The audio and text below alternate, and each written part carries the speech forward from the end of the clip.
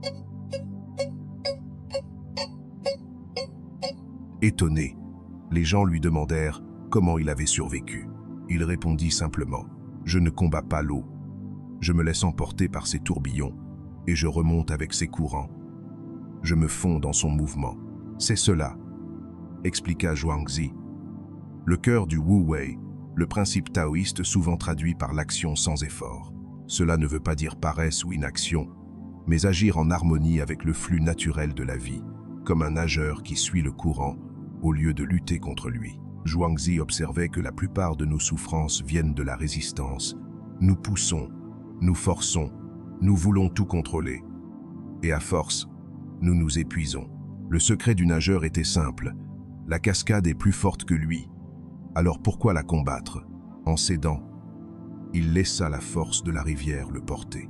Dans la nature, l'harmonie est toujours préférée à la lutte. Un arbre trop rigide finit par se briser sous le vent, alors qu'un roseau qui plie survit à la tempête. Dans notre vie quotidienne, le Wu Wei consiste à remarquer où nous nous battons inutilement. Peut être dans le travail, où nous nous efforçons de maintenir une carrière qui ne nous correspond plus, simplement parce qu'elle paraît réussie aux yeux des autres.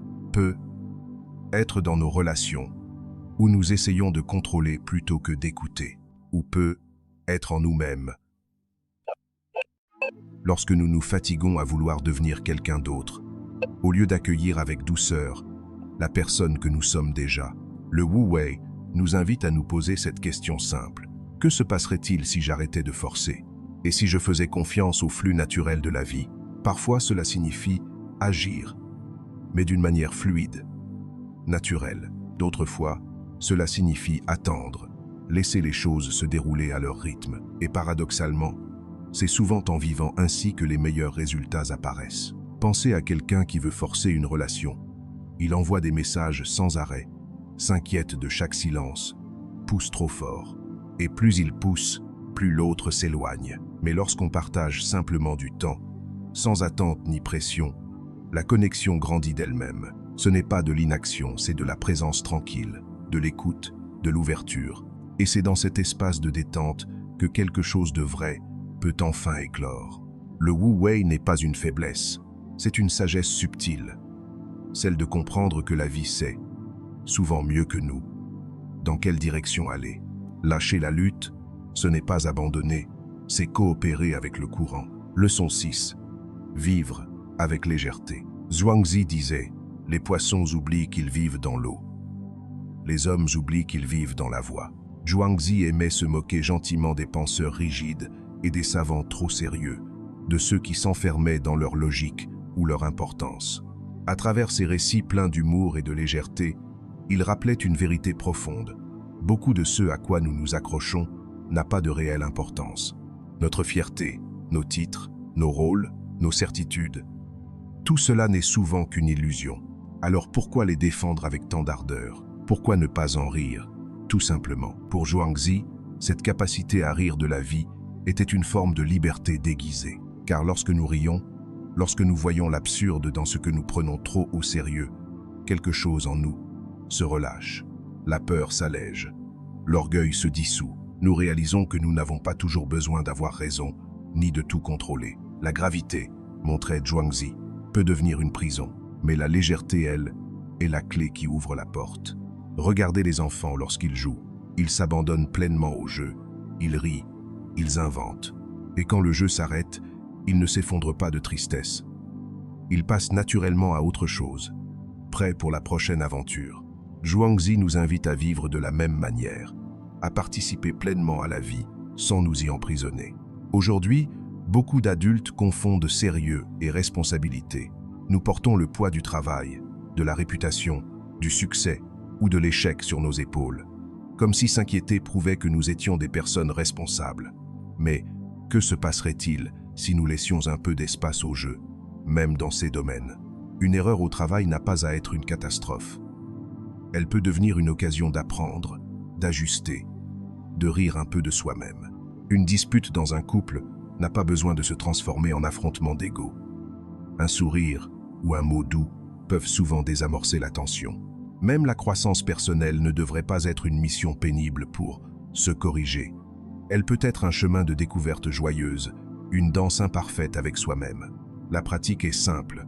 Remarquez les moments où vous vous accrochez trop fort au sérieux, à votre image, à la peur de l'erreur. Puis respirez et demandez-vous, et si je prenais cela avec un peu plus de légèreté?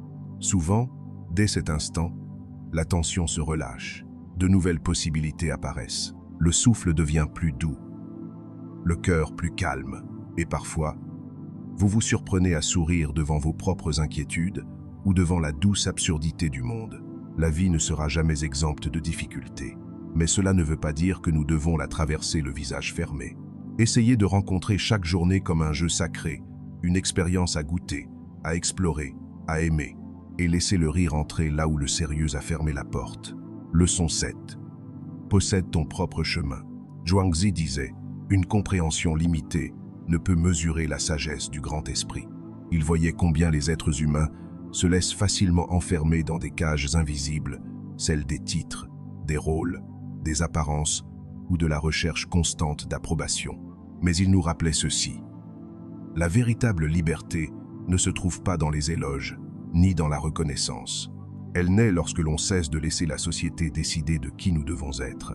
Le sage, disait-il, n'est pas celui que tout le monde célèbre, mais celui qui avance légèrement, en accord avec la voie du Tao, sans chercher à plaire ni à prouver. Pour illustrer cela, Zhuangzi raconta une parabole, celle de Kun, un immense poisson qui se transforma un jour en peng, un oiseau colossal, capable de voler sur des milliers de kilomètres à travers le ciel. Les petits oiseaux, en le voyant, se moquèrent. Ils ne pouvaient pas comprendre son voyage, ni sa grandeur. Mais Peng suivait simplement sa propre nature. De la même manière, toutes les vies ne se mesurent pas selon la même échelle. Ce qui semble démesuré ou inutile pour l'un peut être parfaitement juste pour un autre. La leçon est simple, mais profonde. Ton chemin est à toi seul. Certains sont faits pour s'envoler loin, d'autres pour demeurer proches du sol. Aucun n'est supérieur à l'autre, tant qu'il est vécu avec sincérité. Ce qui importe vraiment, c'est de savoir si tu vis à partir de ton propre esprit. Demande-toi, si personne ne me regardait, ferais-je toujours ce choix? Lorsque tes décisions commencent à venir de l'intérieur, plutôt que d'être dictées par l'extérieur, tu goûtes à une liberté rare, celle de vivre selon ta propre voie. Et c'est cela, le véritable enseignement de Zhuangzi. Vivre sans imitation, sans masque, sans peur du jugement. Car il n'existe pas de chemin universel, seulement le tien, celui que ton âme reconnaît comme juste, même si le monde ne le comprend pas encore. Suivre le flux du Tao. Zhuangzi nous rappelle que la vie n'est pas un combat à gagner, mais un mouvement à accompagner. Tout change, tout se transforme, tout coule comme l'eau d'une rivière. Résister, c'est souffrir. Accepter, c'est s'ouvrir à la paix. Quand tu cesses de vouloir tout contrôler, tu découvres la douce puissance du non-agir, ce moment où les choses se mettent en place naturellement, sans tension, sans forcer. Tu avances. Non plus contre la vie, mais avec elle. Apprends à rire de toi, à prendre le monde un peu moins au sérieux. Laisse la légèreté dissoudre la peur et l'orgueil. Souviens-toi, même les sages ne se prennent pas trop au sérieux. Ils dansent avec la vie, au lieu de la juger. Et surtout, n'oublie pas, ton chemin n'a pas besoin de ressembler à celui des autres. Tu n'as rien à prouver, rien à comparer. Le vrai courage, c'est de marcher selon ton propre rythme, d'écouter cette voix silencieuse qui sait déjà où aller. Alors, la prochaine fois que la vie changera de direction, ne lutte pas contre le courant. Ferme les yeux, respire et laisse-toi porter. Car tout ce qui doit venir à toi viendra au moment juste, dans le bon ordre et sans effort.